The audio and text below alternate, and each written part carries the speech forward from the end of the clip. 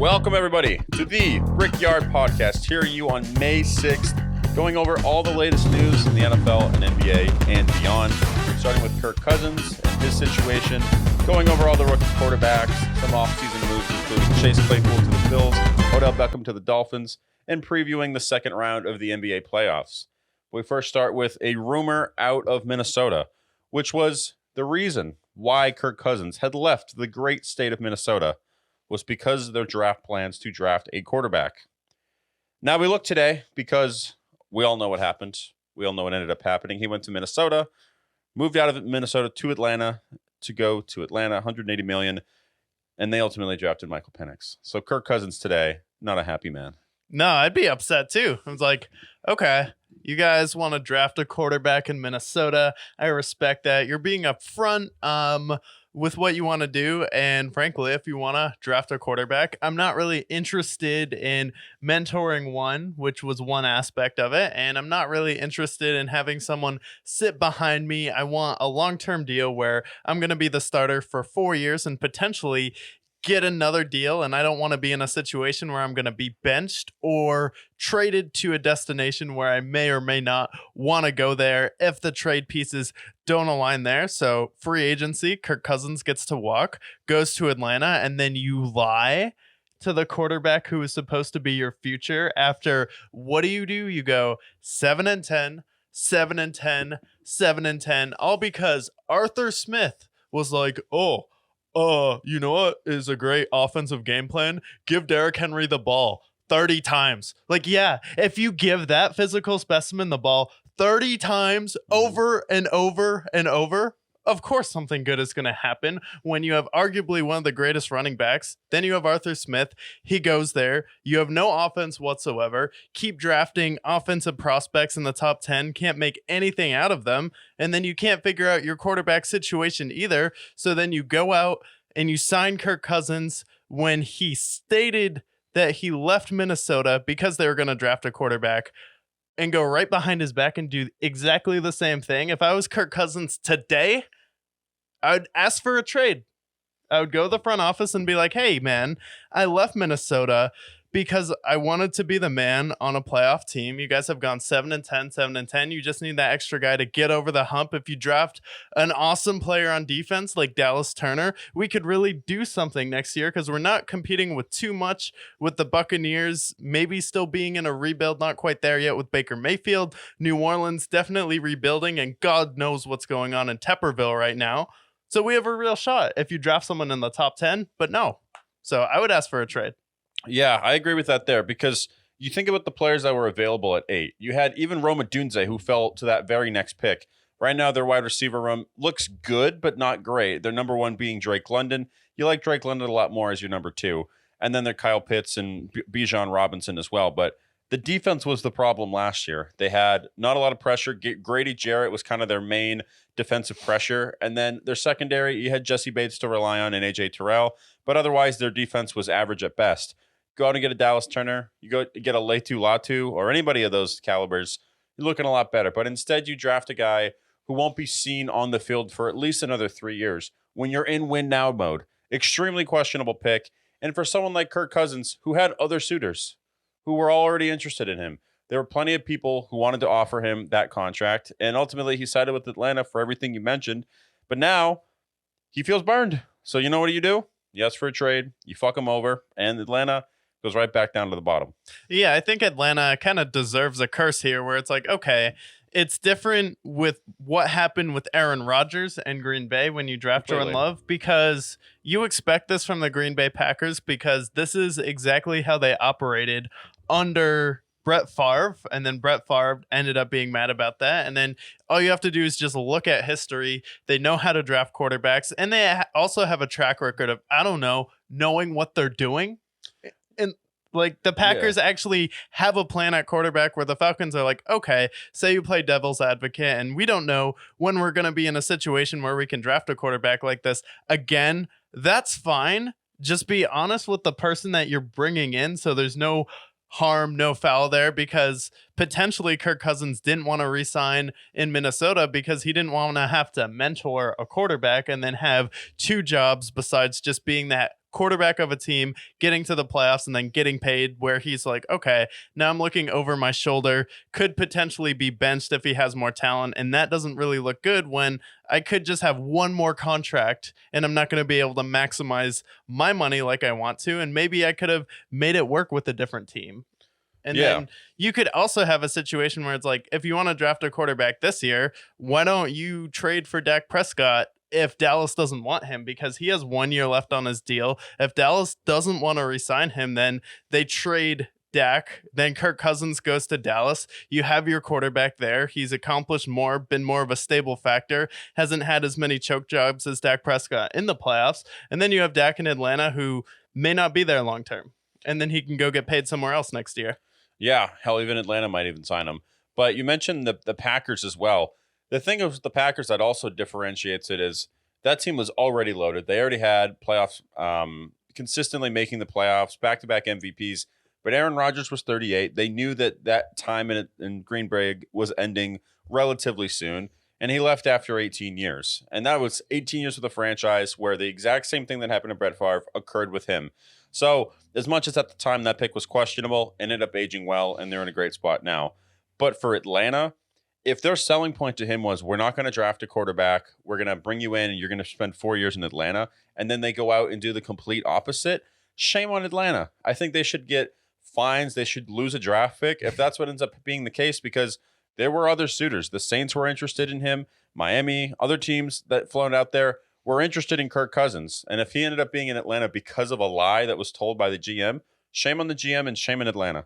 Yeah, and also it's like, to that point, it's like, what if Kirk Cousins doesn't want to mentor another quarterback? Like, what if he specifically was like, I really don't want to have the responsibility of showing my backup and replacement the way. Like, I'm sure Kirk is nice enough where he'll be able to go through those motions. But if I'm him, I'd be like, no, trade me right now. Yeah, exactly. And it reminds me kind of what happened with Tannehill in Tennessee a couple years ago when they drafted Malik Willis, where he's like, I really don't want to develop this guy alongside me who's going to ultimately replace me. Yeah. Lucky for him, Malik Willis was terrible, and that wasn't the case. But Ryan Tannehill kind of in a similar situation where he only really has a couple more years left. He might get one more good contract, and then after that, he's in obscurity. And Ryan Tannehill now is a free agent, and we'll see what happens with him. But similar situation. You have that one last contract. You don't want somebody breathing down your neck along the way because you know that you're only going downward, and these other people are only going upward. So a lot of pressure on him. Plus, a guy coming back from an Achilles tear, like, he's got to focus on himself at this point. Yeah, and I think you draft him because of the Achilles tear, but it definitely feels shady what Atlanta does, especially to Kirk Cousins. I know Cam Newton liked this pick a lot, and some other people. In retrospect, if you're in Atlanta's shoes, do you think this actually makes sense, though, to draft Michael Penix? And do you think this puts him in a good situation where you have a quarterback where it's like, oh, I wasn't told about this, I wasn't notified before the draft, and I left my other team, and then you have Kirk Cousins kind of being negative about it. Do you still think it makes sense for Atlanta to draft another quarterback? Because we're playing devil's advocate here. Kirk Cousins, 34, coming off an Achilles tear, then you may not be able to be in the position to draft someone in the top 10 again. See, I understand their mentality because looking at the contract, you can get out of it after 2 years. And so for them, if they're planning for their future, like Michael Penix is going to be in a good situation if he has Bijan and Drake London and Kyle Pitts and all these other guys around him. For him, the situation, like, you could argue he might be in one of the best situations of any of the top quarterbacks taken in the draft. I still agree with more of Kirk's sentiment where you have this guy, you're going all in. You should have taken that with a defensive player. Yeah.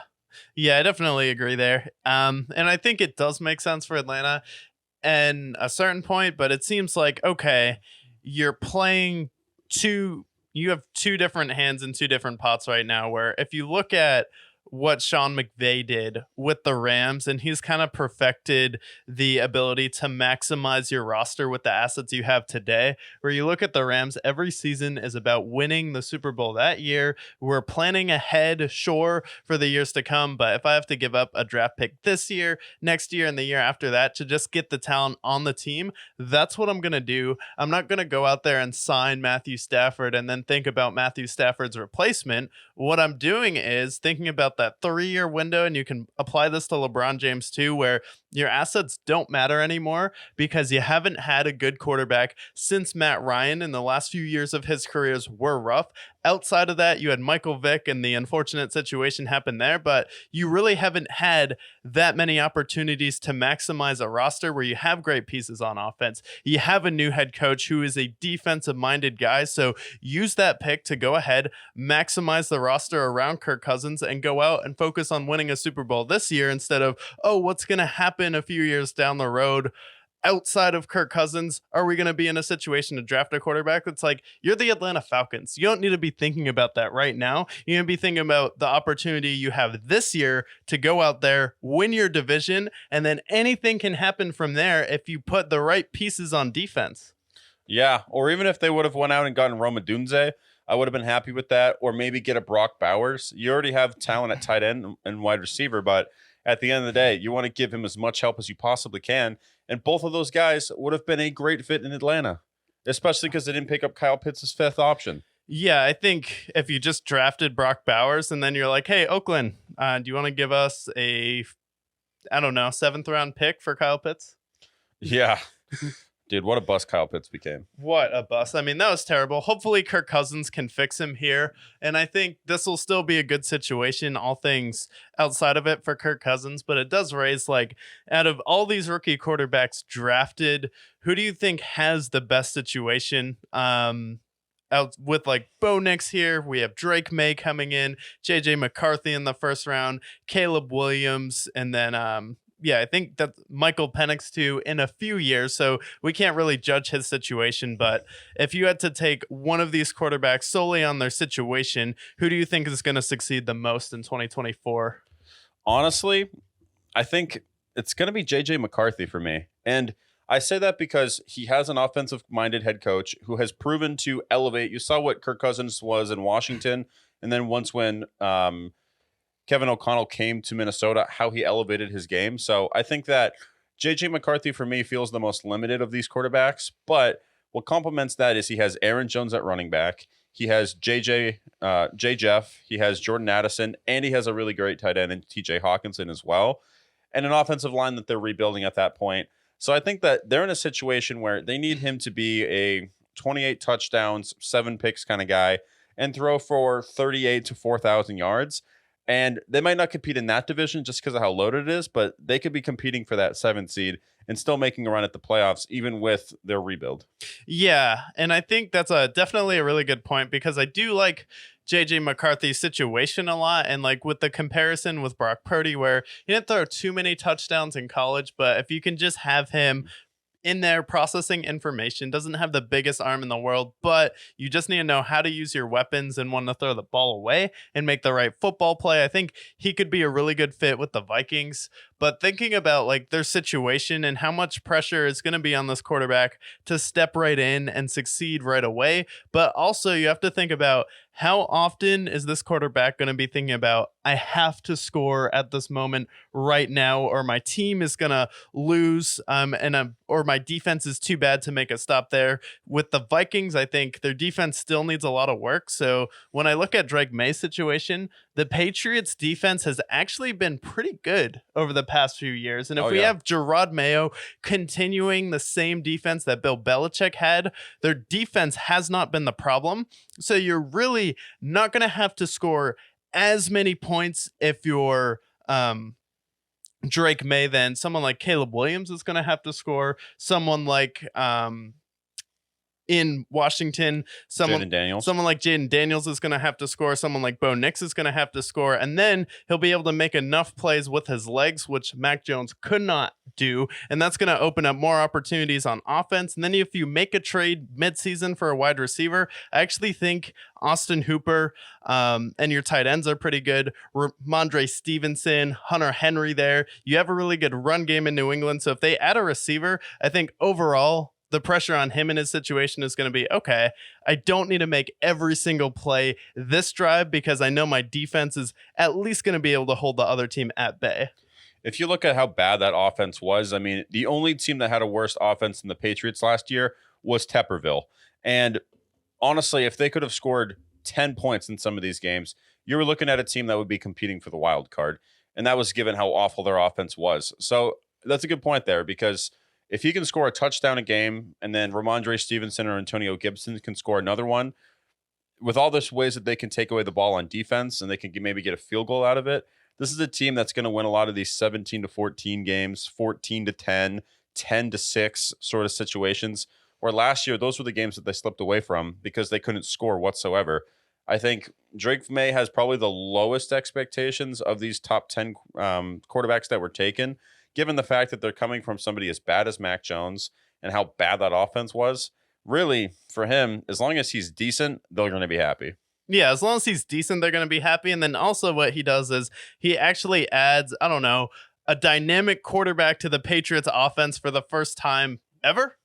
Like, we're talking about Cam Newton, who he was dynamic, but at that point, he couldn't throw the ball 15 yards down the field. It's like, okay, Cam can run it, but we still only have to play a box defense because we know they're not going to push the ball down the field. Mac Jones was a train wreck. Brady couldn't run, even though surgically he would do everything to you. Drew Bledsoe really couldn't run. So this is going to be the first time the New England Patriots will have someone like a Josh Allen who can actually move a little bit outside the pocket. And Ramondre Stevenson, Antonio Gibson, and their two tight ends are all really good. So you just need to add another receiver or two, and then this Patriots offense will be explosive. But I do think that defense being what it is, and if it is what it is the past few years, I think that's going to take a lot of pressure off of him because he's not going to feel like he needs to score every single drive, where Jaden Daniels is going to be like, whew, if I don't score here, we're going to be down 14. JJ McCarthy is going to feel like he has to score every single time. Bo Nix has a better defense. The Bears defense is better. But I think overall, Drake May's not really going to be expected to succeed at a high level right away. Yeah, I think they still expect to finish last in that division, and the weapons around them quite aren't there. I think it's interesting to see how their wide receivers that they drafted will pan out, but only time will tell. An interesting person that I'm interested to see, right? I know we talked about J.J. McCarthy and we've talked about Drake May, but also Caleb Williams. You want to talk about an ideal first overall pick destination, the complete opposite of what last year was with Carolina, where he's going to go in there and immediately have DeAndre Swift, solid running back. He's going to have the luxury Cole Kmet, and then he's going to have not one, not two, but three really good wide receivers right away. Now, Romeo Odunze, we haven't seen him play quite yet, but I think he's going to be really nice. Keenan Allen, he's a Hall of Famer, and DJ Moore, who's ascending into his own. This is a guy of any first round. I can't think of any first round pick in any recent memory who has been in a better situation than Caleb Williams. Yeah, we were talking about that off the air, and like Caleb Williams is stepping in there, and then you just want to. We talked about Drake May over the past few minutes about how good his defense has been, but at the end of the year, the Bears arguably last year had a top 5 defense, and Matt Eberflus, defensive guy, and we thought, okay, is Eberflus the right guy for that job? But you know, we had some situations with the offensive coordinator. And when we talk about head coaches, it's like, okay, he's not an offensive minded head coach. So let's go ahead and give him the benefit of the doubt here and see if they can come alive on defense. And his specialty is defense. And the defense was playing really well at the end of last year. And Caleb Williams is walking in there with the lowest expectations for success of any quarterback ever. Because you're walking into Chicago, what do you need to do to be the greatest Bears quarterback in history? I don't know. Can you throw for more than 20 touchdowns? Can you throw it over 3,500 yards? And can you make us sniff the playoffs or at least take us to a wild card round? You can do that? Okay, you're going to be the best quarterback ever for the Chicago Bears. So the expectations of him being a number 1 pick, yes, he's compared to Patrick Mahomes, but what market is he going to? Chicago. They've never had a good quarterback, ever. So there's like no pressure on you. And then you're like, okay, you got the wide receiver who everyone is talking about being the hardest worker in the draft at his position. You know, people like TJ Hushmanzada raving about his work ethic. That's adding leadership to that offense too. So he's going to go in there, immediately be grinding. And I don't know, learning from Keenan Allen, arguably the best route runner in football since Larry Fitzgerald retired. And then you have DJ Moore, who's explosive on that roster. You should sit D Swift so he can play well the second half of the year. And then you have Cole Kmet. It's like, this may be the best team that any number one pick has ever gone to. Yeah, I mean, just going through it quickly, I mean, Bryce Young, probably the worst situation. And then we're going to skip over Trayvon Walker. And then we got Joe Burrow. He didn't have the best situation. Kyler Murray didn't have the best situation. Yeah, I mean, you're right. Andrew Luck? Baker. Yeah, maybe Andrew Luck. I mean, that was after Peyton Manning. They still had Reggie Wayne there. But even there, like that situation, he had to fill the shoes of Peyton Manning. Yeah. Which is pretty massive shoes. And then other than that, all these other first-round picks, they either didn't have a good offensive line, they didn't have a good coach, the system was dysfunctional. I'm not saying the Bears system isn't quite dysfunctional yet. I guess we'll find out. But I feel like overall for a first-round pick, especially somebody as good as Caleb Williams is projected to be, I mean, you couldn't be in a better situation. Yeah, you couldn't be in a better situation. So this is a situation, though, where the Bears are still kind of cursed, and I still worry about them a little bit just as an organization, because we've had moments like this with the Bears, and they've let us down in the past. So hopefully it's not a letdown with Caleb Williams, and he definitely still will have a lot to learn in his rookie year. And then the other thing, too, is we talk about Caleb Williams being in the best situation as far as his team, but when you have Detroit, who's out there doing what they do. We know about the grit. We know about Dan Campbell. They're re-signing everyone on their team, going out there, securing their corner position, getting better on defense. They're still getting better. They're still a young team. And then we have the Packers, the youngest team in the playoffs last year, went out there and upset the Cowboys. And then you have J.J. McCarthy in your draft class competing with you with a pretty good Minnesota Vikings roster. So the only trepidation would be like, what division are you walking into? Yeah, I mean, of all these guys, I don't think it gets any worse. I think Bo Nix, like even like the Dolphins, the Bills right now aren't that scary, you know? Yeah, I mean, the Bills are a mess right now. I mean, it started with the OJ shit, and then now they signed the great Chase Claypool, top 5 wide receiver in the league. So, I mean, there's that. But, I mean, you look at the Drake May situation. Let's go through all 6 of the first round picks real quick. Caleb Williams has to deal with the Lions, the Packers, and the Vikings. Yep. Jaden Daniels has to deal with the Cowboys, Eagles, and the Giants. And then Drake May, you look through the Jets, right? I mean, you have the Jets with Aaron Rodgers. We didn't really get to see what they were capable of last year, except for 3 snaps. And then the Dolphins, they're a great regular season team. We saw them. They just added Odell Beckham Jr. So, 2016 called, and they're looking pretty good. And then the Bills. I mean, the Bills still have Josh Allen. Granted, nobody else is on that team anymore. It's like that meme of the Fresh Prince of Bel-Air and that empty house. That's basically Josh Allen at this point. Yeah. And then we go through the rest of them. J.J. McCarthy, similar to Caleb Williams. Drake May. I'm sorry, not Drake May. Bo Nix. Bo Nix. I mean, he's got Patrick Mahomes to deal with. He's got Justin Herbert and Jim Harbaugh. And then he's got the Raiders, who look pretty gritty. So, yeah, I mean, am I missing anybody? Michael Penix, he's not going to play for a decade. Yeah, Michael Penix, we can't really tell what his situation is going to be there, but he will be in the easiest division out of any of those quarterbacks. So the thing is with Bo Nix, it's like you have the Raiders, but that could go sideways at some point depending on their quarterback play. We don't know for sure. The Chargers, it's Justin Herbert. It's the Chargers. We just don't know for sure. And it's looking like a Clippers situation where they're not necessarily going to break the curse because they're still sharing a stadium with someone else who already imposed their will and won a Super Bowl there. And then the Chiefs aren't going anywhere at all. Yeah. But, I mean, the Broncos are awfully confident in Bo Nix. Probably more confident than Bo Nix at this point. Yeah, they're more confident than Bo Nix. And it's like, this is the one thing I never got with this draft storyline, because I was like, everyone is like, wow, can you believe how the Broncos tricked everyone that they were going to draft Bo Nix in the first round? And we're like, yeah, I can't believe that they were like, we're not going to say it out loud, but we might draft a second round prospect in the first round again. Last time we did that, it really worked out with Paxton Lynch. That was a great time when we drafted him way too high. Now we have Bo Nix coming in here where they gave him the playbook beforehand, basically had an entire workout with him. And it's like, I have nothing against Bo Nix, but it's like, who is he throwing to next year? It's like, you drafted on your offensive line. Okay, Hopefully that's fixed, but we don't know for sure. You don't really have any good running backs. Jerry Jeudy is gone. Not like he was thriving in Denver last year, but it's like, okay, it's still Cortland Sutton and who else? Which a rookie quarterback still needs help on offense.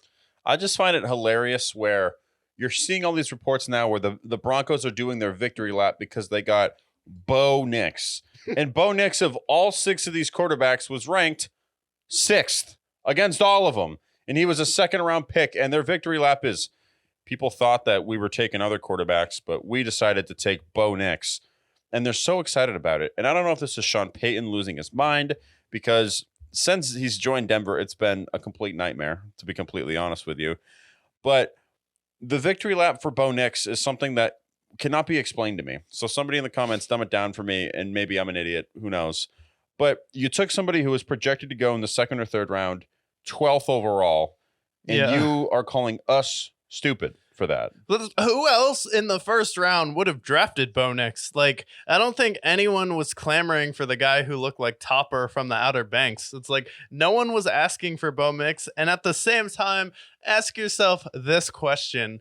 Is he a guy you can see going toe-to-toe with Patrick Mahomes and outdueling him and winning? No? Okay. Why don't you take your chances building out your roster for the next few years, because you're still in cap hell, and then you can wait till you're out of cap hell to draft a quarterback. But no, since you're still paying Russell Wilson, you're still, once you get out of cap hell, then you're going to have to decide whether or not you want to pay Bo Nix, and then you're going to have to start the quarterback clock all over again. If I was the Broncos, honestly, as much as it would suck for Sean Payton, it's like, I don't know if Bo Nix is worth taking in the 1st round over someone who could help me in my long-term future. Yeah. Plus, to me, I feel like you got to do the name test with Bo Nix, right? Okay. Patrick Mahomes and Josh Allen go head-to-head. All right, that sounds pretty good. Lamar Jackson and Justin Herbert head-to-head. All right, that also sounds pretty good. Patrick Mahomes takes on Bo Nix. Come on. Bo Nix, Mac Jones. Like, what are we doing? Like, this is the guy that's going to be this future. And I know that that's a bad analogy potentially, but like, he doesn't pass the name test. And it doesn't help that he's already 25 years old. He's already older than a lot of these quarterbacks who are still on their rookie contracts. And by the time you have to pay him, he's going to be approaching 30. Yeah. And let's list the other guys who were drafted that old. Brandon Weeden. Mm-hmm. Chad Pennington. How did those guys pan out? Isn't he the oldest quarterback taken since them? Yes. Like, this never pans out. And like Joe Burrow's situation is different because I don't know. He threw for 60 touchdowns. Yeah. Yeah. With LSU, he wasn't, I don't know, wasting away in Oregon and still choking in the playoffs. Yeah. I mean, he completed 77% of his passes. So that's good for him. He threw a bunch of screens. That's cool, right? Let's also remember the Joe Burrow situation. Let's remember how great that LSU team was, where you had not just Joe Burrow, but you also had 2 of the top 3 wide receivers who are now in the NFL today. Yeah. Together on the same field. Like, the LSU team is an anomaly, and they are considered the best college football team of all time. So maybe that team is an exception compared to Brandon Weeden, who played for an hour in the NFL. He played for the Browns, and he played for the Cowboys. And then Chad Pennington, he had a solid career, but I wouldn't say it was exceptional, especially for a 1st overall pick.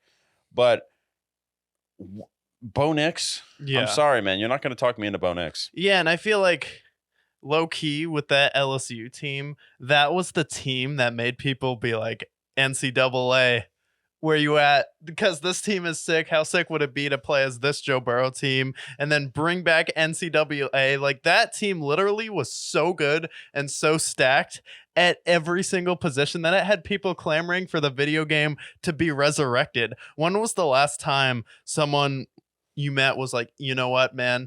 I've been thinking about it, and you know how sick it would be if they had a new NCAA college pro game from EA Sports so we could play as Bo Nix and the Oregon Ducks? Nobody. Hard pressed. Nobody said that except for some Oregon fans. So it's a mess. I don't know. I guess time will tell. Maybe we'll look back at this take in 5 years and be like, wow, what idiots we are. But if we look back at our past history, I have a feeling we all know who's going to be right in the end. Just like when we were right about this other team, like the Buffalo Bills. Have we been right about the Buffalo Bills to this point? You tell me. Every single time, actually. And it started 4 years ago where we were right about the Bills. Predicted Sean McDermott, predicted the Bengals would surpass them and they would lose to the Bengals. And then we were picking the Chiefs to beat them in Buffalo, even though some people had the Bills winning in a blowout. Then we had Stephon Diggs leaving this year. We had Von Miller screwing the Buffalo Bills. We said that contract is going to come back to haunt them as soon as it happened. And then years later, people are like, wow, that contract came back to haunt them. And then they have had some situations recently where Gabe Davis is now gone. Stephon Diggs is now gone because of the Von Miller contract. You sign Josh Allen. You have to keep your franchise quarterback. We get it. But they basically have no help at wide receiver now. And their answer was another curse to their organization. And you know the lore of this curse. And it has to do with one Chase Claypool, who once upon a time said he was a top 3 wide receiver in the NFL. So I guess they gave Josh Allen help, and that should be good news, right? No. Chase Claypool, for those who forgot, drafted by the Pittsburgh Steelers, went into Pittsburgh. He had 2 pretty good years overall. He had 860 receiving yards and 870 receiving yards, respectively. So entering into this next year, making that big leap, looking at his contract, he's in his 3rd year, right?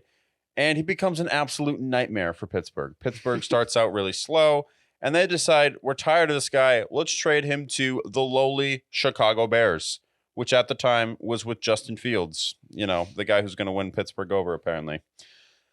And then what does he do in Pittsburgh? Surely, after those 2 great seasons. 2 great years. You can probably guess how many receiving yards he had that rest of his year, right? You're right. 140 receiving yards with 14 catches and completely disappeared in the last 7 games of the season. You're right. Nailed it. Pulled a D Swift, exactly.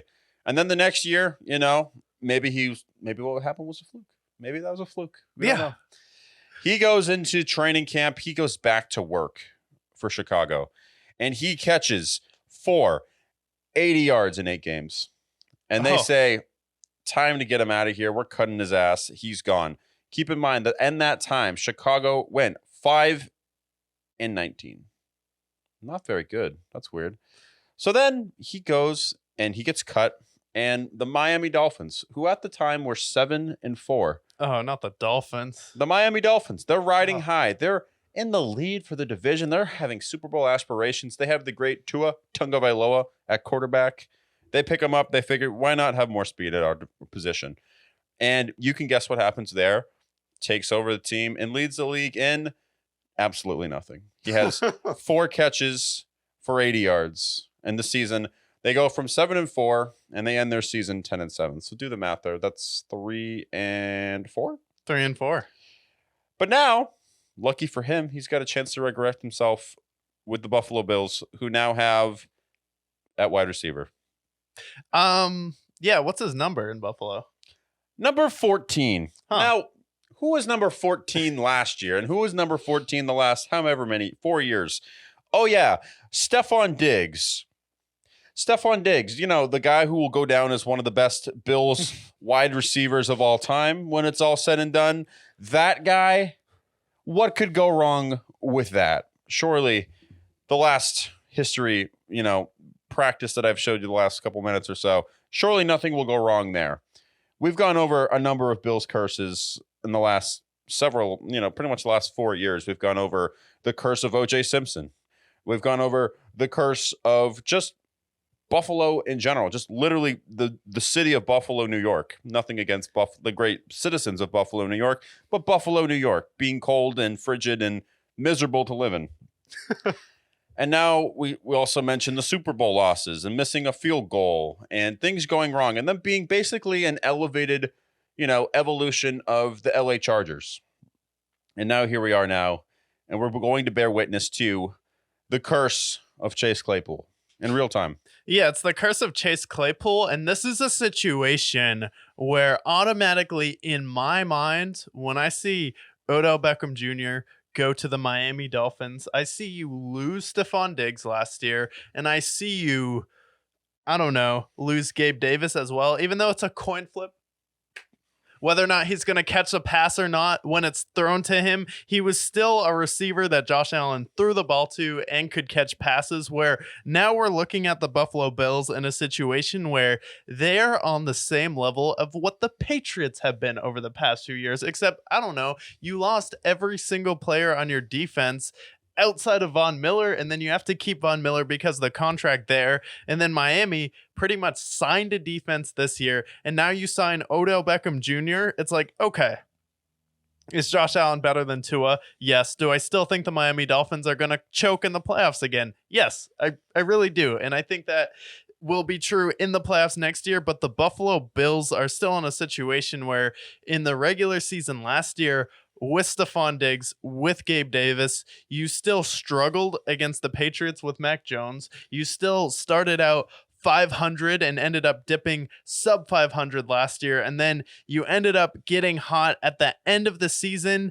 And then you only won because Tyreek Hill was injured in the last game versus Miami, but you still had a chance to lose that game in Miami. And you just barely won the division last year. And this year, I don't see a way where they can come back and win the division unless they're able to go out there and trade for someone like T. Higgins, Brandon Ayuk, or Deebo Samuel. But I just don't see it happening for Buffalo, especially with Chase Claypool. He's someone I see walk in the door, and it's literally a subtraction by addition.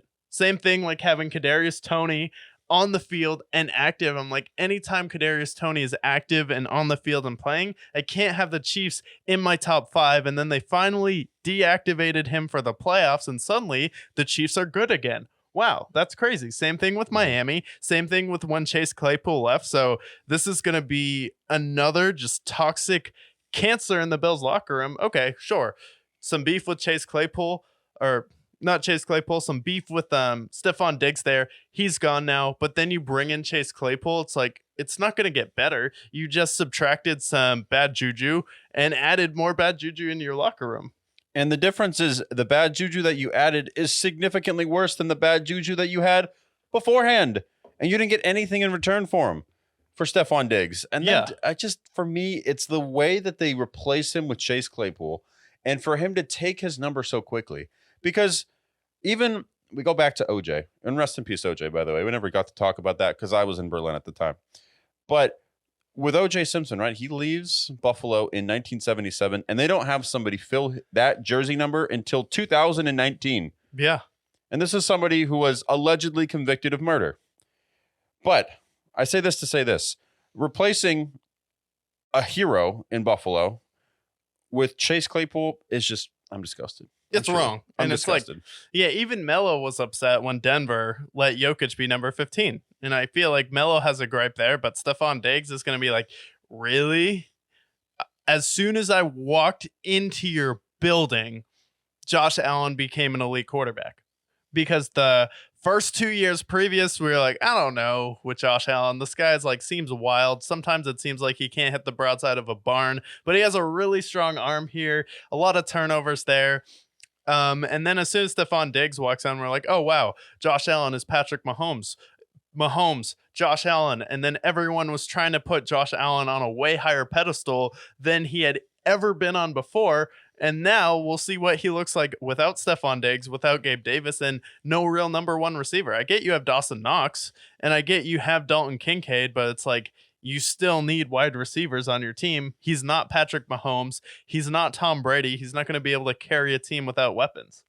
Yeah, I have a feeling we're going to see him take a big step back next year. And I don't know if it's the detriment to him or if it's the detriment just to the Bills organization with their bad signings and with their poor management, with their lack of successful draft picks.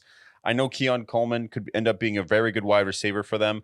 But just the way what I've seen from the tape with him compared to Xavier Worthy, I do think Xavier Worthy would have been the better selection, but instead you give it to the devil. We talked about it last episode, so you guys can watch that there. Yeah. But Keon Coleman, we'll see how he pans out. You got Khalil Shakir as your number one at the moment, and then Chase Claypool. We're talking about a Patriots situation like we saw last year with Devontae Parker, Kendrick Bourne, and half of Juju Smith-Schuster because his knees are halfway behind him. So I just think it's going to fail. Yeah. The reason why too, it's like it's not the same situation as Tom Brady and Patrick Mahomes because they're the only quarterbacks I've ever seen, no wide receiver help whatsoever, no definitive number one, actually be successful and get to a Super Bowl. First of all, both of those quarterbacks had been successful, gotten to and won Super Bowls, and then their defense was also elite, and that's what they were giving up on offense. But the problem is the Bills also gave up their entire defense as well in the offseason, and you had to give up your two best wide receivers on top of it. So it's not like, okay, we'll give up some receivers so we can have some help on defense. It's like, nope, we're just kind of overall giving up right now, and we're not exactly sure what we're doing at this moment. Yeah, and kind of similar. We've talked about the Cowboys and them keeping Mike McCarthy, how that could end up hurting them in the long run. I think the Sean McDermott situation is going to bear the same fruit this upcoming year. I have a feeling this team's going to have a disappointing season. And this is unfortunate for me because I am a Josh Allen fan, believe it or not, as much as it doesn't sound like it. I'm a Josh Allen fan. And I want to see him succeed. And unfortunately, we're not going to see him succeed in this iteration of the Bills because they're a fucking mess. Yeah. Straight up. Do you think he'll ever leave? Eventually. Yeah. But not for a long time because right now they really can't. I just see him leaving in his 30s because that's pretty much what every quarterback does. Yeah, every quarterback, like once it's been a certain amount of time, that's when they're like, okay, I need to win a ring right now, and we haven't been able to do it. Or I'm just old. You don't want to sign me anymore, especially with Josh Allen. He's going to absorb a lot of contact over the next few years. Yeah, I see by like 32, we see him somewhere else, probably in the West somewhere.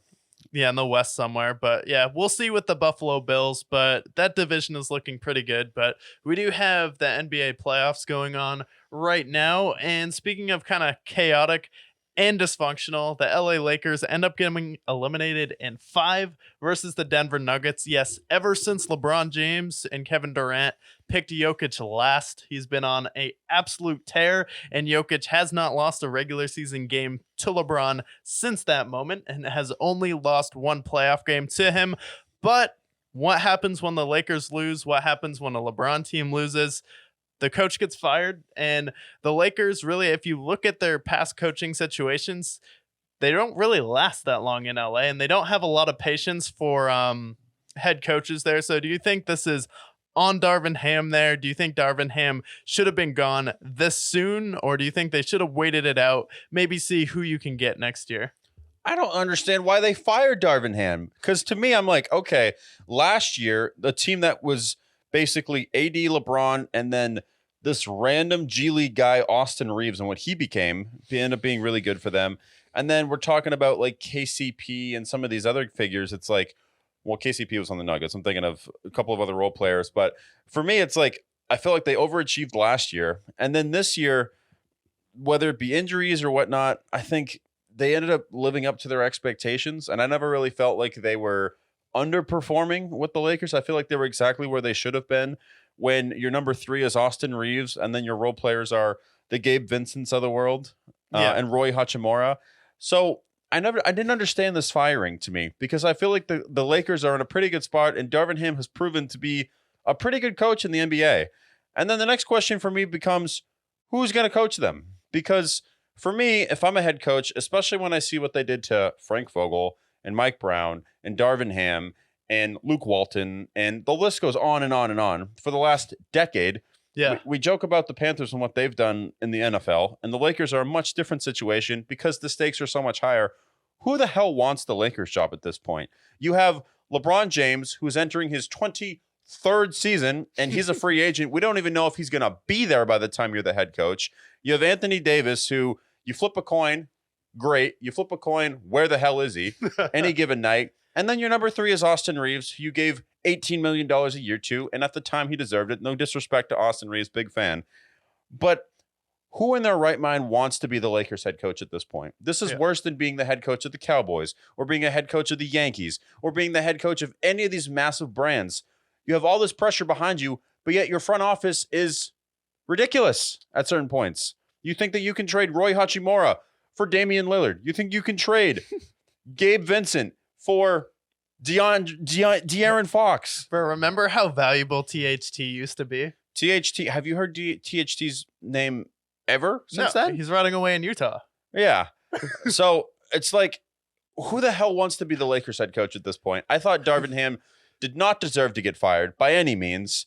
Give him another year, rebuild the roster. If you didn't face the Nuggets, you probably could have won a playoff series. But you faced the defending champions, and you still won a game against them, which I think was impressive enough. Yeah, and the biggest problem with the Lakers is you laid that all out perfectly. It's not necessarily the head coaching, because with Darvin Ham last year, let's be honest, did the Lakers have any business being in the conference championship last year versus this Denver Nuggets? Like, not really. You didn't really have the roster around, so you had Anthony Davis actually performing to what he was capable of. You had LeBron James there actually playing really well, and some of your role players were able to show up in some moments, and you got swept by the NBA champions. No shame in that, because they have a better roster than you. They have a better point guard.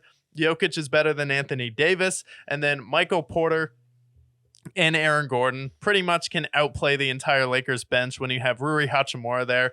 But the problem is Rob Pelinka here, and how you won your NBA championship in the bubble to begin with, which was what? You had size and length on your team, and as soon as that team won a championship, you're like, okay, we had Dwight Howard playing center, which made Bam look minuscule, and then you're able to have him, AD, LeBron, Rondo, and KCP on the court, who is also a big physical wing. You let KCP go to Denver. That wasn't a good move there, because now he's the one guarding D'Lo, guarding LeBron there. And then also, D'Angelo Russell is in your starting lineup. How can you contend when D'Angelo Russell is your starting point guard? And I'm not even blaming D'Angelo Russell, because no hate, but he is a Jamal Crawford. He is someone who he's a Lou Williams. He's that type of player who's your sixth man, and you hope for 2 good games off the bench in your series where he comes in and fills it up. But should he have the pressure of being the starting point guard and the scapegoat for the Lakers?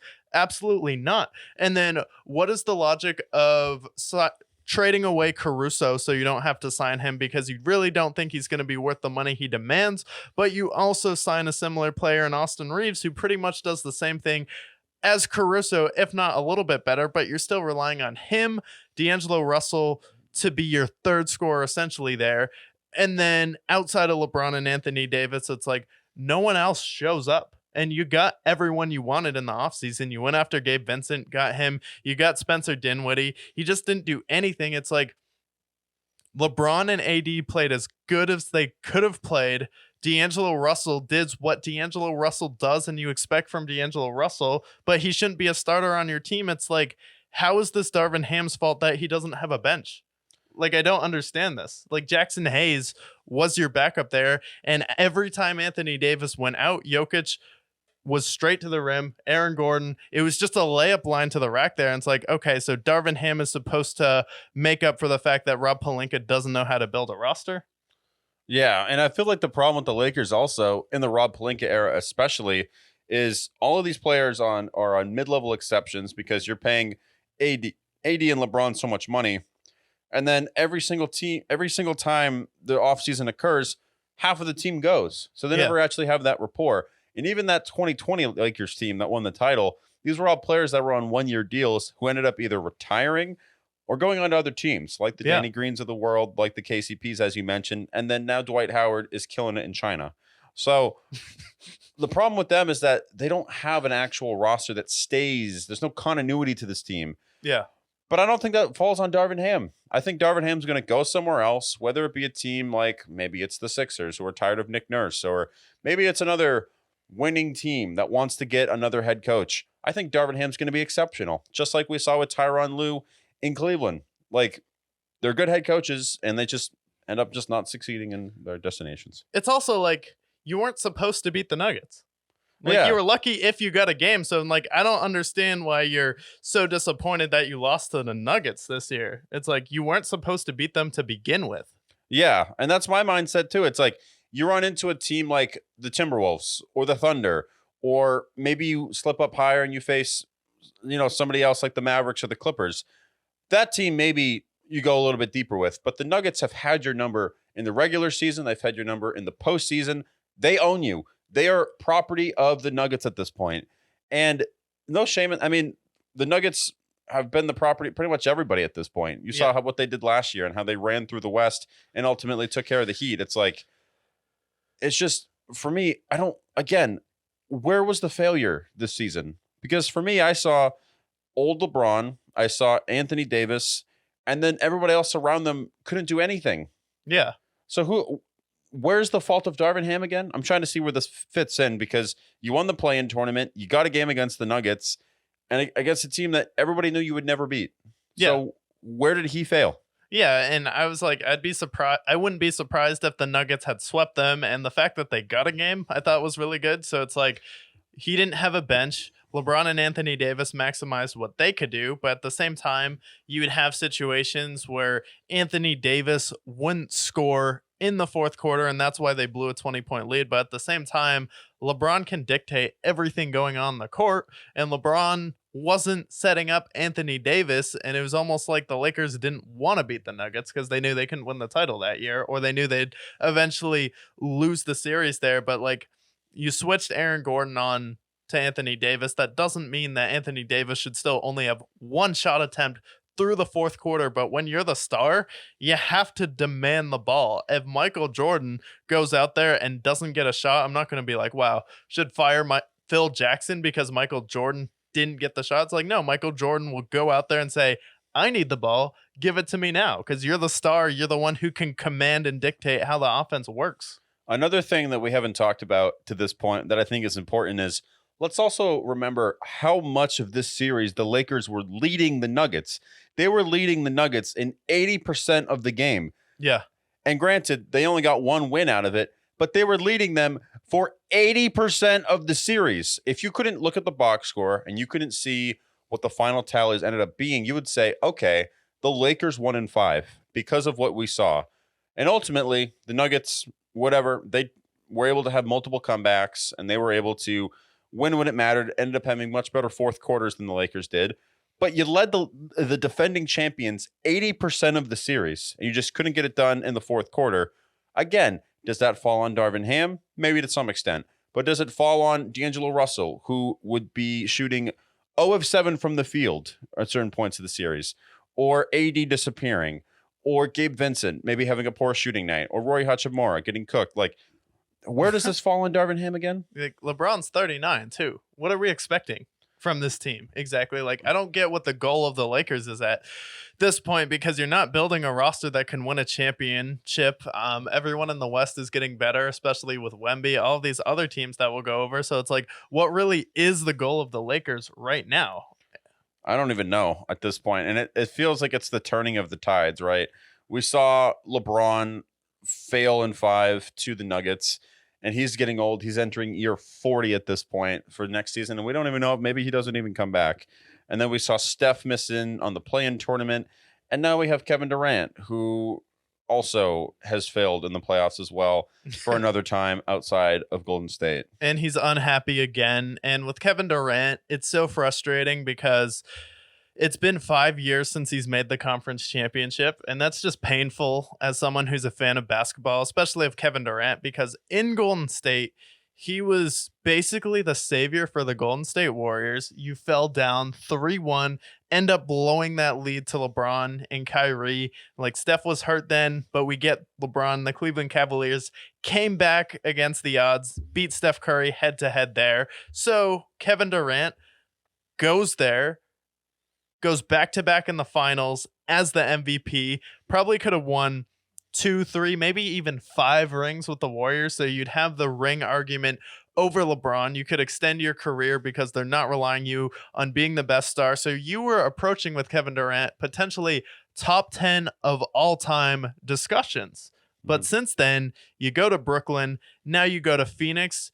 He's probably gone from top 10 down to like near mid-teens to 20s as far as all-time NBA players, because Steph proved without you that he can win a ring on his own before, and without you, a legit title where no one else is getting hurt, and he ends up going through the West, wins the finals MVP in that series. And now you have players like Jokic staying where their situation is and winning. You have players like Giannis, who ends up staying with the Bucks without a super team and winning, and then you leave. You fail in Brooklyn, now you fail in Phoenix, and you're kind of unhappy at this point. You don't really know where your place is in the NBA, but you just don't know where you don't want to be in the situation you are right now, where the problem I've always had with Kevin Durant going to these teams is when he wants to leave, he doesn't think it out.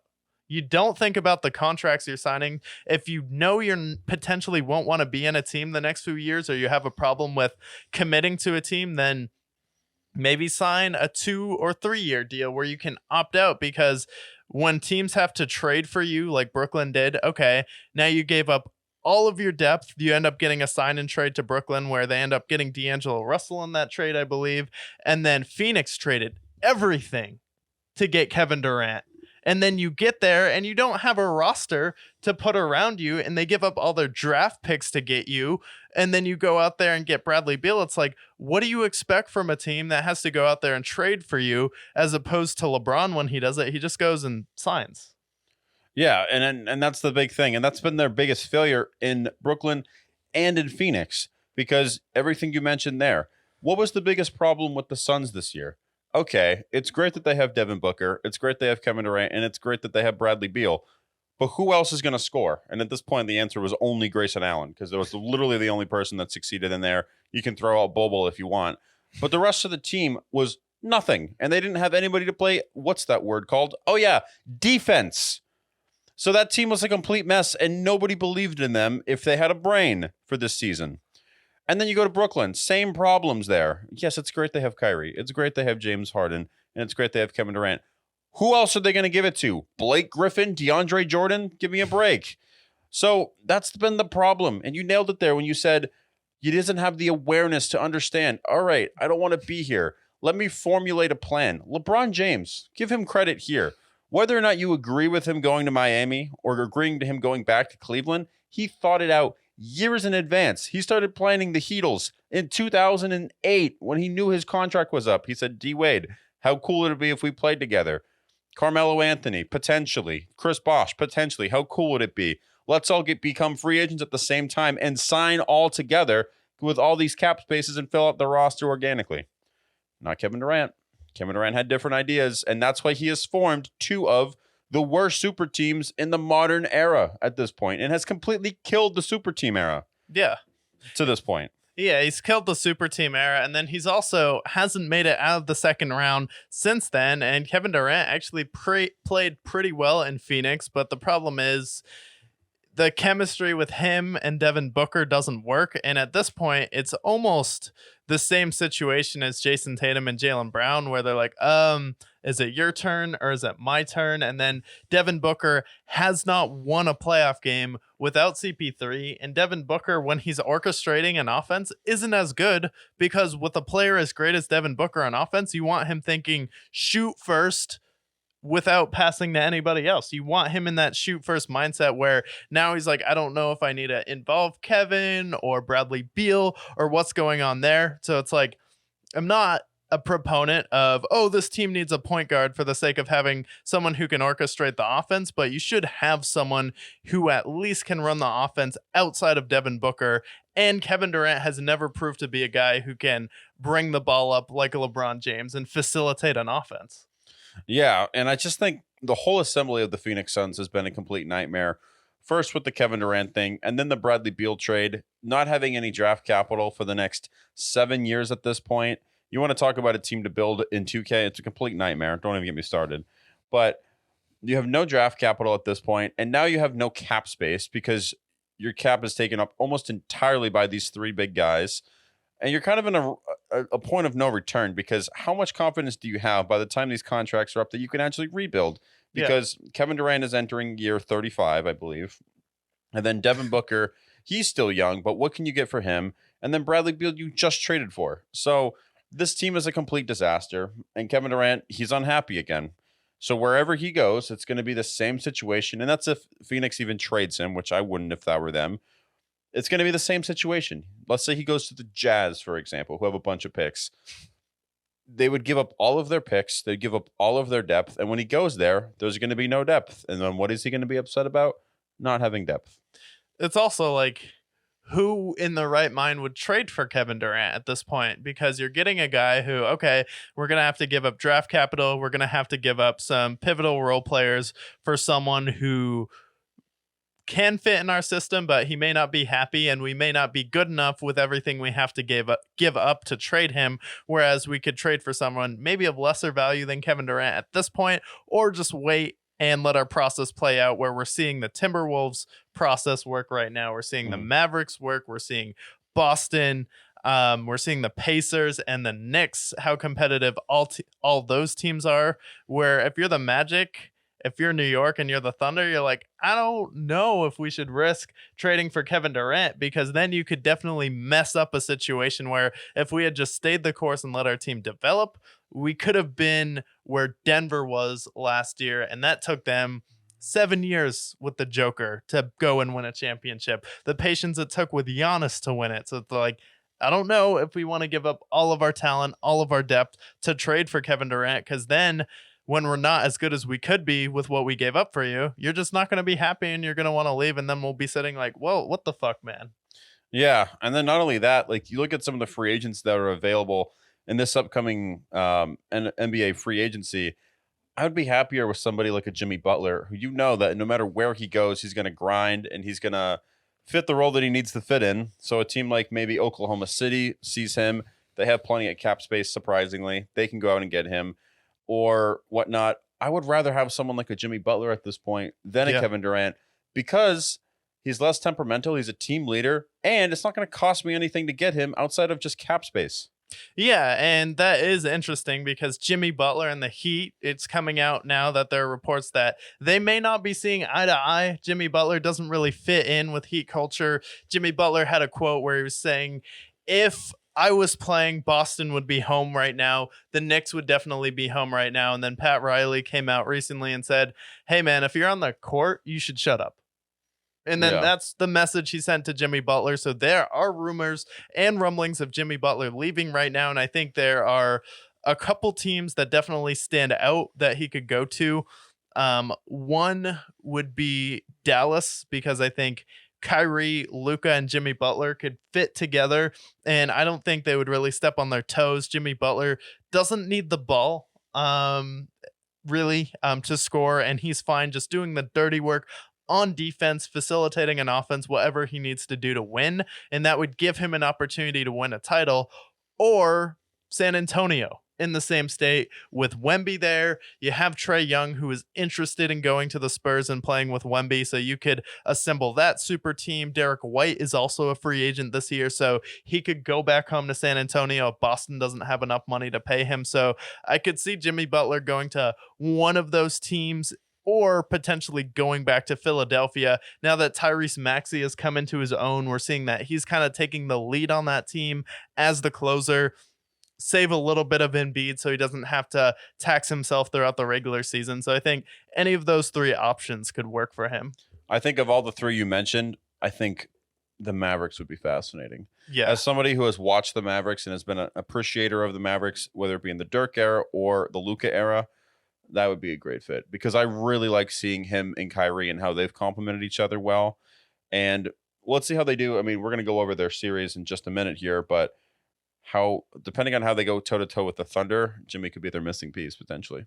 Yeah, Jimmy Butler could definitely be their missing piece, because you need someone who can also be out there on the perimeter defending. You would have the athleticism, because then you would have PJ Washington, Jimmy Butler, Luka, and Kyrie. It would just be if Mark Cuban wants to go into the luxury tax that much. But if you want to win a championship, you pretty much have to go into the luxury tax in this era of the NBA. But you would have three players who could go head to head with Denver, because then you would have Jimmy Butler, who could guard Jamal Murray. He can guard Michael Porter on your team, and he's another offensive threat where if Kyrie or Luka isn't on, then you would have Jimmy Butler, who can step up and give you a game. And he's taken a team to the finals on his own, and I don't think he would need to hog the ball so much that it would disrupt the chemistry of that team. And then Luka, Kyrie can just go out there, score, facilitate the offense. And I think Jimmy Butler would be a pretty good complementary piece, and it'd be similar to what a much better version of what Chris Middleton, Giannis, and Dame were supposed to be.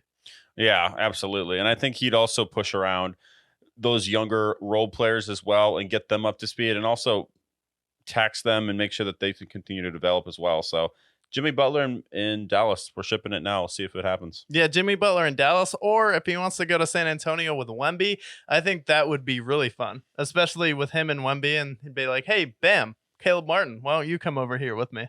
Yeah, former super team in San Antonio.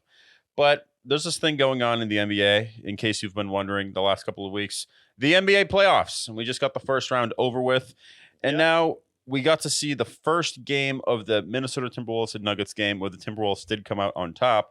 But other than that, we're fresh into the second round of the NBA playoffs. So we'll go over each series and give our predictions on how things will fare. Yeah, so let's start with the game that already happened. We had the Nuggets. They went head-to-head with the Timberwolves. They jumped out 18-4. Nuggets settled into it, but the Timberwolves took it to them in this game, especially in the second half. And my real concern is, well, I think the Nuggets can still win the series.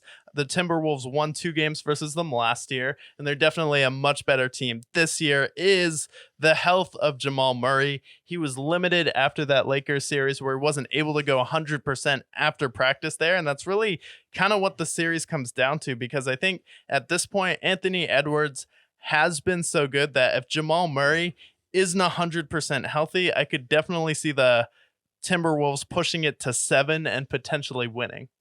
Yeah, I think so too. The Timberwolves, it seems like Anthony Edwards is ascending too. And around them, you have good players who can play defense, and they're big and physical. So this is a team that I think the Nuggets could run into trouble with, especially when you have someone like Rudy Gobert. Can he perform in the playoffs? He is a defensive specialist as well. I think that I still take the Nuggets to win this, but I do have a feeling the Timberwolves are going to give them a lot of trouble.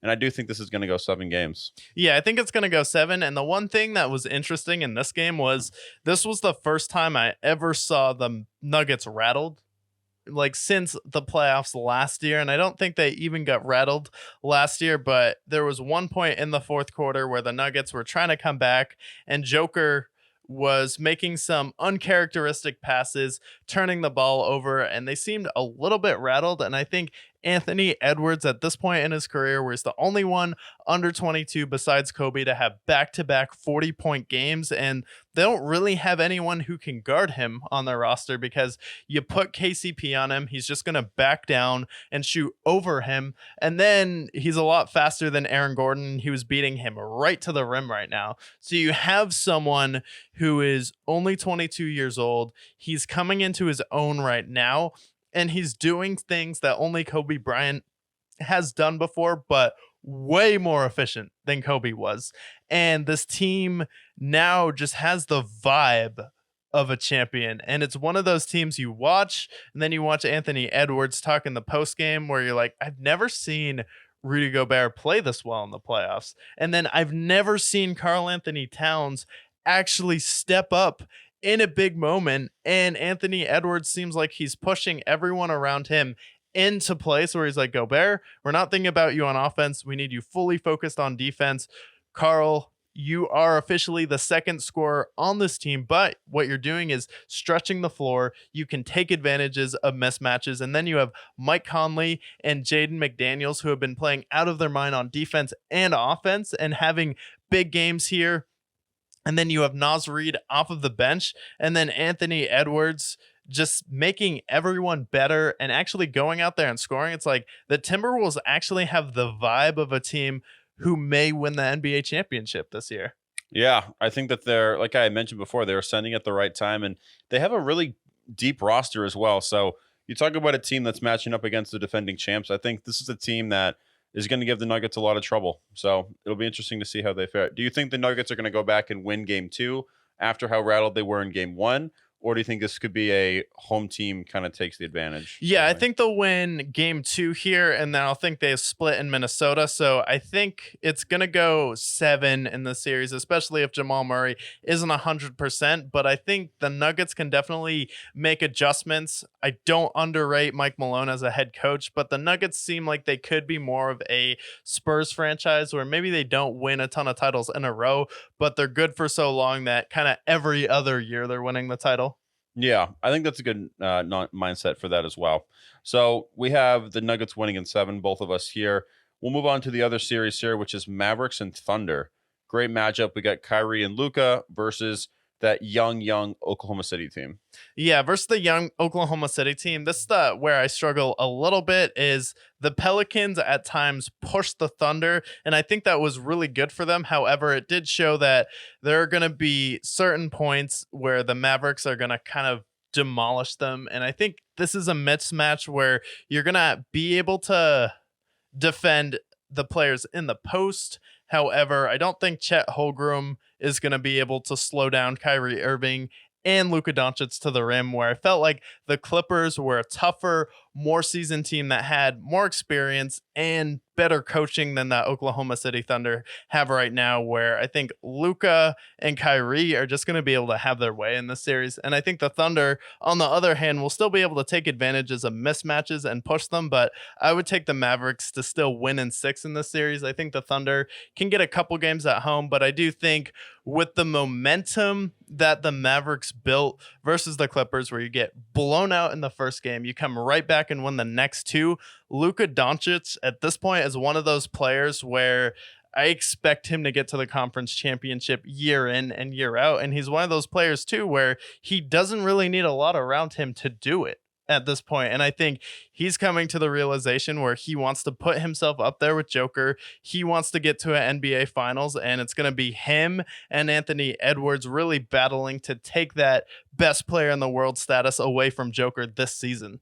Yeah, I also think that what Luka Doncic has that I think few players have in this league is the fear factor. And he's still very young, obviously, 2019 draft. But I think that with the team around him, this is the best team that he's had to this point. He has a Kyrie who has championship pedigree around him, and he has a pretty solid rotation of role players as well. And this Thunder team, our concern going into the playoffs was their youth and if that's going to come back to bite them. And I definitely think that they are next. But I also think that this is a team with the Mavericks, a little bit grittier, a little bit more of a fear factor to them with the Kyrie and Luka pairing. I agree with the Thunder pairing. I think that the Mavericks are going to push them around a little bit in this series. The Thunder will hold their own, but I ultimately have the Mavericks winning. I think they're actually going to win in 5 potentially. Yeah. I think that, I don't know. I think the Thunder, they give me a bad feeling about this. I think give them another year, give them a couple more rounds in the playoffs, and I'll have more faith in them. But with how they played against the Pelicans and how young they are, I think the Mavericks are going to have their way with them. And anywhere between 5 and 6 games, I think they're going to take care of them. Yeah, and there were some games versus the Pelicans where the Thunder messed around a little bit, and I was like, okay, so you're telling me Brandon Ingram and CJ McCollum are both playing horrible in the series. Zion Williamson is out, and you're getting pushed around by Jose Alvarado and Jonas Valanciunas. I'm like, what are you going to do when it's Luka and Kyrie versus the Oklahoma City Thunder? So I think they're one of those teams where Shea is the number 1 guy, but Jalen Williams as your 2, he's like a 19 point a game guy. And then you also have Josh Giddey, who can be exposed, especially on offense and defense. And then you also have Chet, where I think he's going to be really good, but I just don't think this team is ready yet, especially for Luka and Kyrie. Yeah, 2 guys who have championship pedigree. So I think that I think the Mavericks will win, and I actually think it's going to be shorter than that, 6 games. So we have that being the Nuggets and Mavericks in the Western Conference Finals, with the chance of maybe the Timberwolves making appearance there. So then we go over to the East. Should we get over the obvious one out of the way? We'll get Cavs and Celtics out of the way. It's my understanding, I know that they had a game against the Heat where they fell asleep at the wheel. But otherwise, the Celtics dominated the Heat in that series, and especially in Game 5, took care of business. They seem to be on a mission. I understand Porzingis is out, and I understand people have their questions about Joe Mazzulla, But I don't see any way how the Cavs can win any more than one game in this series. In fact, I don't think they even win one game. I think the Celtics are going to sweep the Cavs. They are just significantly better all around. They have better talent, better rotation, and a better head coach. So for me, this seems like this is going to be a sweep. Yeah, it should be a sweep for the Boston Celtics, and mostly because the Cavs were pretty horrible versus the Orlando Magic. And especially the last two games, and you shouldn't fall apart when Jared Allen goes out. That's not something that should happen where, oh, we lost a center that plays very well in the role he's in right now, but he's not a star, and then you completely fall apart when he's not in the rotation. Everyone aside from Donovan Mitchell was awful in those last few games. You had Donovan Mitchell scoring 40 in game 7, and then he scored every single point in the fourth quarter, and it wasn't for lack of trying to get people involved. He literally had to score all 22 of your fourth quarter points, and then he scored all of their points going back to the third quarter, and he drops 50, and you still lose when he scores over half of your points. It was unheard of, especially in Orlando. And then you're expecting to go up against Boston. I know everyone likes to make fun of Jason Tatum for some reason. I don't get it, to be honest, because it seems like the player that everyone likes to take shots at the most is Jason Tatum in the NBA playoffs. And I get he disappears in some games and can be streaky at times, but it's like, what did Jason Tatum do to you? It's like he came back from the Bucks down 3-2 and had a massive game when their backs were up against the wall. That's what you want your star player to do. He had a massive game against Philadelphia when their backs were up against the wall. He dropped 50 in that series. I think it was his playoff career high. And then he got to the conference championships every single year outside of the Kyrie year, I believe, in his career. So it's like, I really don't understand what the hate for Jason Tatum is. I guess he succeeded earlier than most players do, but like at this point, he's proven he's more reliable than Embiid. He hasn't gotten hurt like Giannis has the past 2 years and was in the conference championship. And it looks like he may win the finals this year, and he has to get over the hump and do that. But Kevin Durant didn't do that till he was 28, 29. LeBron didn't do it till he was the same age. Jason Tatum is still on schedule. Yeah, he's definitely on schedule. He just turned 26 in March. So he's super young, and not only that, he's made the NBA Finals as well, and he ran into the dynasty of the Golden State Warriors, and he brought him to 6 games. He was 2 wins away from an NBA title, and everything you mentioned there made it to the Eastern Conference Finals. I think the hate comes from how good his rosters have been over the last several years. And if you want to give him shit for that, by all means. But let's take a look at some of LeBron's rosters. Let's take a look at some of Steph's rosters. Let's take a look at some of KD's rosters, and the list goes on. Great rosters around them. I don't think you should give him shit for that. But I think for him, I understand. I've seen him disappear in certain games. I've seen him have bad shooting games. But you just mentioned these 50-point games in game 6s and game 7s and showing up. And if you look at his records in game 7s, he's impeccable every single year in the Eastern Conference Finals. So I think this hate is a little bit unfair to some extent. There's plenty of players that you can point the blame to who is in a similar situation as Jason Tatum who have done significantly less.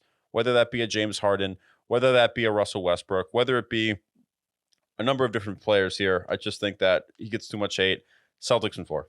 Yeah, Celtics in 4, and they should win because Donovan Mitchell, I love him, but he's the only player that can score on that team, and it's nothing personal against Cleveland. It's nothing personal against Donovan Mitchell, but they're just not good enough to get it done, and Jason Tatum, Jaylen Brown can do it without Porzingis. Porzingis, they probably don't even need him until the finals because I think they could beat both the Knicks and the Pacers without Kristaps Porzingis because he really doesn't add too much on defense besides being a tall guy that stands there. Okay, you're annoying to get around, but he messes up his rotation sometimes. He's not a good perimeter defender, but he stretches the floor, which Al Horford can also still do. Yeah, absolutely. So I think Celtics, they're just too overmatched for the Cavs, and I think they should take care of business quickly. And then the last series is the Knicks and Pacers. And this one is probably my favorite series to watch this upcoming round because of the rivalry that they had throughout the 90s, because of the teams themselves. I love the Pacers, and I love this gritty mentality of Pascal Siakam and Tyrese Halliburton. And the Knicks team, I had said before the playoffs started, what did I say? Eastern Conference Finals, Knicks and Celtics. And I think that I'm going to stick to my guns here, and I think the Knicks and the Celtics will meet with each other in the Eastern Conference Finals, something we haven't seen since the 80s, probably, to this point. I just like how the Knicks are. They have Jalen Brunson, who has proven to be an absolute dog, especially in the postseason with some of his performances that we saw last round. You also have Dante DiVincenzo, who I just love just saying his name. I'll say it again, Dante DiVincenzo. OG Anunoby, Josh Hart. This team, they're a gritty team. Do I think they'll make the finals? No. But do I think that they can have a great series against the Pacers? Yes. Both of these teams seem to be kind of a similar team as well. Deep, two pretty decently sized stars as well. And I think this is ultimately going to go 7. I think it's going to be a physical series, but I give the Knicks the edge because I trust Tom Thibodeau, and I also think that Jalen Brunson's going to have some takeover games. Wow, yeah, I really trust Tom Thibodeau to win the finals. Oh wait, that was Rick Carlisle, the Pacers head coach there. I think it's going to be a really good series. It's going to go 7. However, I do think the Pacers have the coaching advantage, and Tom Thibodeau's style of running guys into the ground hasn't really paid out, and it's come back to bite them in a few situations. And I go through the matchups in my head, and I'm like, okay, so Embiid was a little bit hurt. He was not crashing the glass on offense at all. The 76ers had no hustle, where if you put Joe Biden out on the court in that elimination game, you would think he was Joe Biden. That's how useless he was on crashing the glass. He was just standing there doing nothing in an elimination game. You probably could have done more than Tobias Harris did, but you're replacing him with Pascal Siakam, who is familiar with OG Anunoby, and most people think he's the better of the two players with Pascal Siakam. He has finals experience on this team. And then you go through Tyrese Halliburton, more of a pass-first point guard. I think Brunson is definitely a better scorer, but I would give being an overall point guard, facilitating the offense. I think Halliburton does it a little bit better than Brunson. So I think the frontline matchup is going to be a lot tougher for the Knicks versus the Pacers in this series, because you have Miles Turner, who can stretch the floor, and I think rebounding wise and defensively will do more than Embiid did last series. And then I'll also go with Siakam putting up a better fight than Josh Harris down low. So I think that's really where it's going to be decided. Brunson will do his thing. TJ McConnell and Josh Hart will do their things respectively, and Tyrese Halliburton will do his thing. However, we do have Obi Toppin on that team, former Knicks, so he'll have the documents and the inside information, and Scary I stuff. may have sent him a few about the Knicks off of your Man. desk. Traitor. I didn't tell you that I took them, but I did send some documents over on your Knicks to Obi Toppin. Dude, I didn't consider Obi Toppin in the mix here. Man, I may have to change my pick now. Jeez. Obi Toppin taking over the world here against the Knicks. Yeah, this is going to be a series. I'm excited to see the series play out. They play at, I believe, at 7:30. So 7:30, yeah, they play an hour and a half tonight when we're recording. Yeah, so, I mean, I'm excited to see how this plays out. I feel like after game 1, we'll have a better idea of how the rest of the series will go. However, I'm taking my Knicks. I said, beginning of the playoffs, I said Celtics and Knicks, and we're so close to that being true. Who am I to back down now? Yeah, I like Celtics and Knicks. I like the whole aura of it, the stage. And then I watch a Knicks game and I'm like, what are these people doing wearing jerseys over polos? It's the most disgusting thing I've ever seen. It's like, you want to see like the worst sports fashion ever? It's like, okay, let's dress for golf and then just throw an NBA jersey over it. It's like, I'm all set with that. But Spike Lee. But Spike Lee is a national treasure and a great movie director if you've ever seen any of his films. But I think in all seriousness, this will be a good series. I think it will be 7 games because the Bucks series and the 76ers series was both a brawl. And I like that the NBA is actually letting them play. So we had both series kind of in the 90s, and we're not seeing any massive blowouts. And the Knicks really only blew out the Sixers, I think, in 1 game, and vice versa. We saw the Pacers really only blow out the Bucks a couple times. They gave a few games away. However, I think it's going to be a good matchup, but I will take Rick Carlisle, Siakam in the front line of the Pacers to edge out the Knicks, even though it'll be a great series, unless Jalen Brunson decides to drop 40 every single game, which he might. That's very, very possible. I'm actually going to take him scoring 40 points in every game for the sake of Jalen Brunson. I think ultimately comes down to game 7 and how they perform, but I think the Knicks are going to take it in 7. Yeah, Knicks in 7. It'll be a good series, but I will go with the Pacers in 7. Like Siakam, like Rick Carlisle, a little bit more than Tom Thibodeau, went out there and won the famous championship with Dirk Nowitzki. So I am forever in debt for him beating Miami in that first year. Yeah, no doubt about it. And then our last bit, I mean, we've been kind of keeping up to date to some extent about the ongoing worldwide beef of Kendrick Lamar and Drake. And Yeah. since we've been gone, I think they've released what feels like a million diss tracks. But I think the last one that we talked about, was it Euphoria that we talked about, or was it the... I don't think we talked about Euphoria at all. We just talked about Like That with Kendrick, and then we've kind of gotten like a little bit more insight to where this beef started. And looks like it kind of goes back to first person shooter. And basically, Drake asked Kendrick to be on the song. And Kendrick's like, no, I'm not really feeling it because I don't think you're the GOAT, and I don't think J. Cole is the GOAT. So I would rather go on my own run there in Euphoria. He's like, I was surprised when I saw that feature request. You know, we have some stuff to settle. And Drake told academics that he was waiting for a long time for Kendrick Lamar to diss him. Clearly, Kendrick has been planning this for what seems like 10 to 20 years at this point, with how in-depth that he's been going after Drake. And it's clear that he hates him. Yeah, I think there's a certain line in the song where he says, I hate you. And I think that's kind of what took it away from me in Euphoria. No, it's been great because a lot of the beef comes from early in the 2010s. Drake tried to sign Kendrick at one point and gave him a lowball offer. That plays a part in it as well.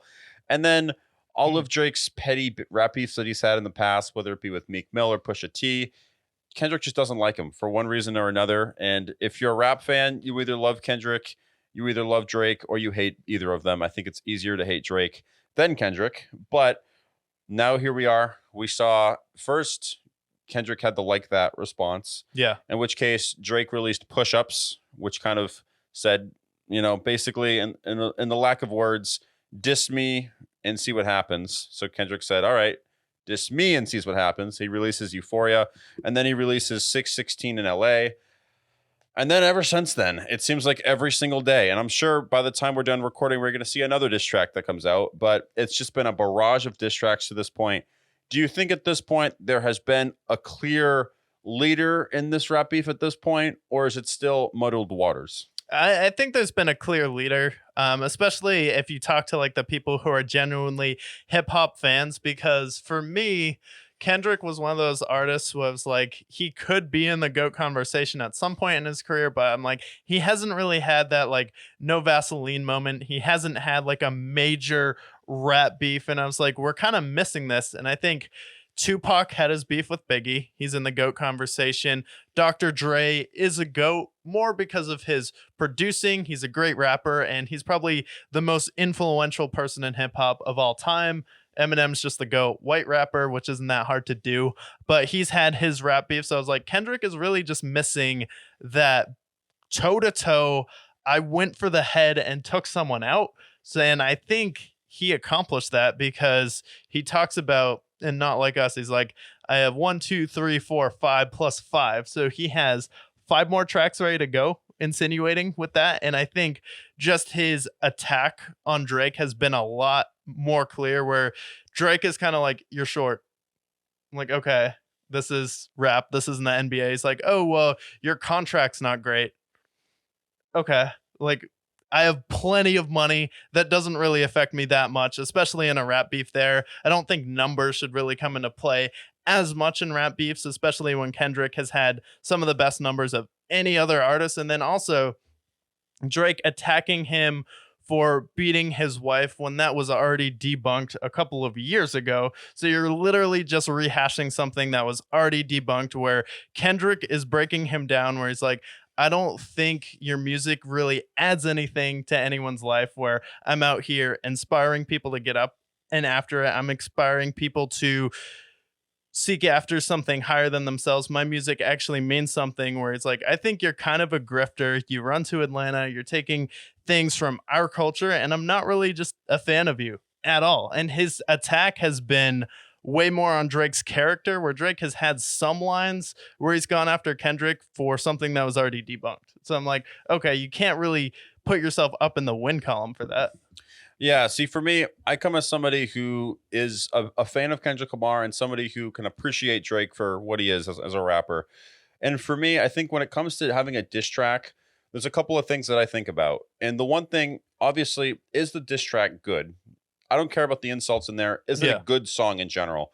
And I think that for most of the songs from either side, both of them have been good songs overall.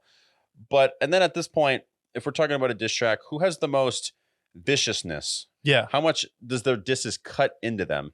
And I think that that's kind of where I think I'd put Kendrick over Drake in this point, because Drake has had decent bars and push-ups, and he had good bars in Family Matters as well.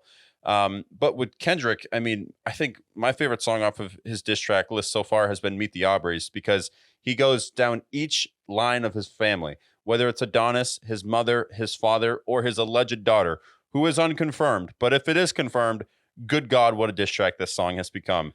Digging There- into him. Yeah, there's actually an article 9 years ago that I saw right before the show that was talking about Drake having a daughter. Yes, I mean, if that's true, he just released one of the best diss tracks of all time.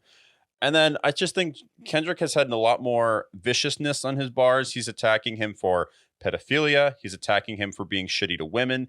He's attacking him for being a shitty father. These are all things that play to the character of Drake, and whether or not these are all true or not, I guess we'll bear the fruit to. But I just think that when we're talking about a rap beef, it's not just about the quality of the songs, but also the viciousness. Drake hasn't really had that. And I think the clear sign that he lost, he released Family Matters, and it was a good diss track. I'm not going to give him shit for that. But then 15 minutes later, Kendrick releases Meet the Grams. And then 12 hours later, he releases the club banger, which is probably going to be the song of the summer, and Not Like Us. Yeah. Two songs that are better than any of the songs that Drake has released to this point.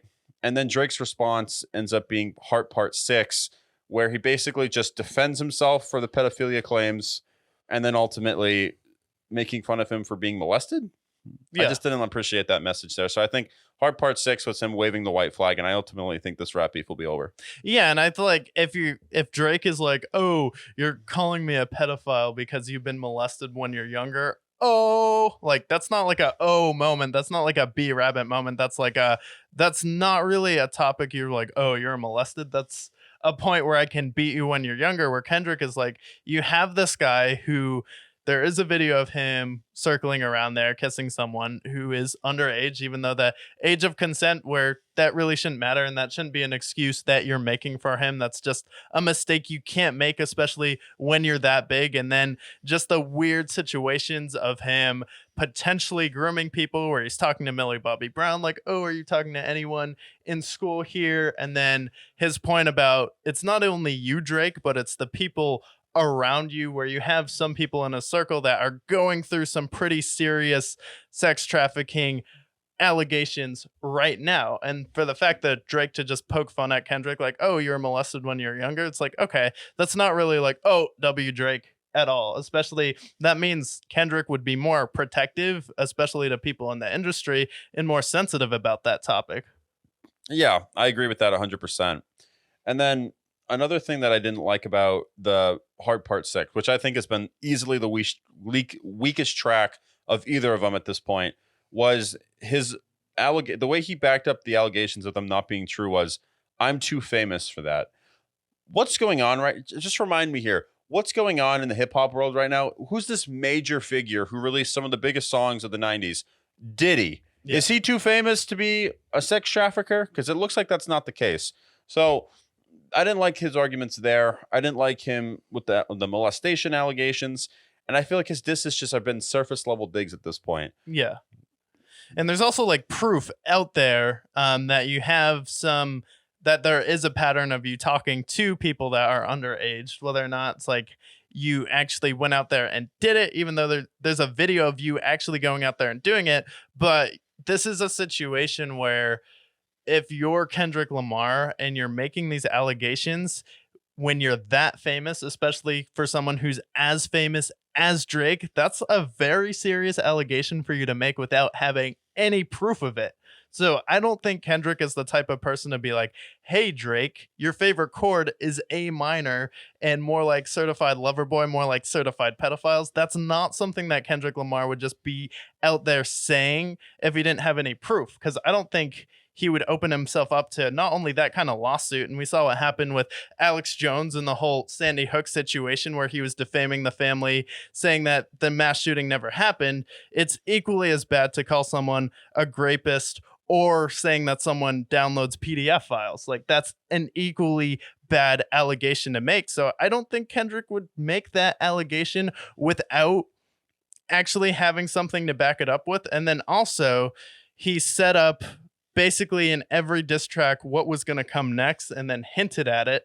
In Euphoria, he tied Meet the Grams in with that track. In Meet the Grams, he tied that in with They Not Like Us. And then in They Not Like Us, he basically said, hey, I have 5 more diss tracks ready to go. Or he's released 4. So 1, 2, 3, 4, 5. He may have 6. He said he has 10 total. Yeah. So at this point, we might even see a I Hate Drake EP from Kendrick Lamar in no time. So he's definitely got the ammo. And it sounds like, especially after Hard Part 6, that Drake is kind of getting tired of this beef now, and it almost seems like he's about to give up. Yeah, I don't think Kendrick is going to, and I think Kendrick is going to release all of those diss tracks, even though he doesn't have to, because he warned him not to talk about my family. He said, don't tell no lie about me, and I won't tell no truce about you. Now that Drake went down that route, he's like, okay, if you want to do this, this isn't oh ho hum giggly.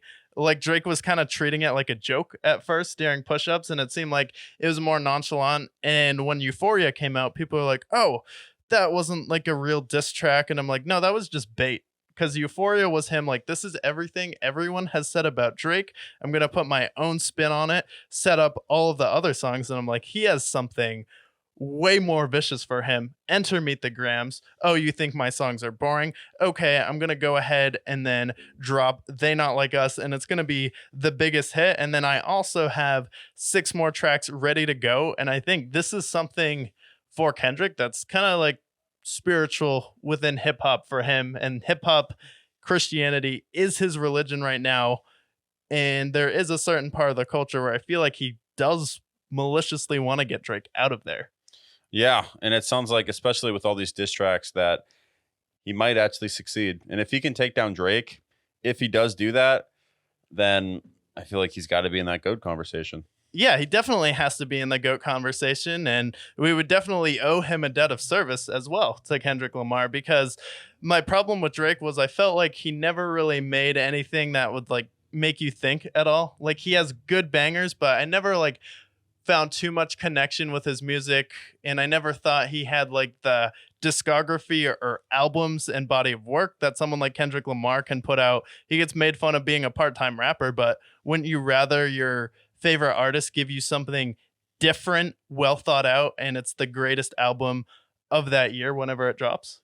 Yeah, and I mean, I think it's the argument of, I always think of it as like the Spielberg versus Tarantino argument. Tarantino's released 13 films. Spielberg's released like, I think 70 or 80 at this point. Yeah. Both of them are great. Both of them have had classics, right? But Spielberg has a lot of these Howard the Duck level movies. He's had a lot of these flops, The Adventures of Tin Can. Yeah. Whereas Tarantino, it's like Pulp Fiction, Inglourious Bastards, Django, you know? And I feel like I would go more the Tarantino route, which is kind of the route that Kendrick's gone. He's only released 4 albums at this point. Yeah. 5 albums at this point. 5. Compared to Drake, who seems to release an album every year. Yeah, and that's the thing too. And you can also draw the comparison where Tarantino and Kendrick's albums are dark, gritty. He puts you in a vibe, and he almost puts you in a space. You close your eyes and listen to Good Kid, Mad City. You feel like you're almost in a movie listening to that album. Same with To Pimp a Butterfly. Even Damn, which is more of a pop album, I feel like it puts you in a mode, especially with the intro of Damn, really setting up the expectation for the album. And Spielberg, Drake, more of like pop hits coming out, and E.T., yeah, Jurassic Park. Exactly. Yeah, and like I mentioned before, like they have their classics, right? Like Drake has his Take Care and Nothing Was the Same, and in Views, how does that compare to Damn, Good Kid, Mad City, and To Pimp a Butterfly? Yeah, and it's like 2 very different styles of writing too, when you look at it, because Kendrick is definitely more storytelling, definitely coming at it from a different perspective than Drake is in those albums, I feel. Yeah, exactly. So at this point, we kind of both feel that Kendrick has kind of won this rap battle. We'll see if there's any more diss tracks, and we'll make sure to break it down in the event that they release more here. But I think the most important message of all, stay brick.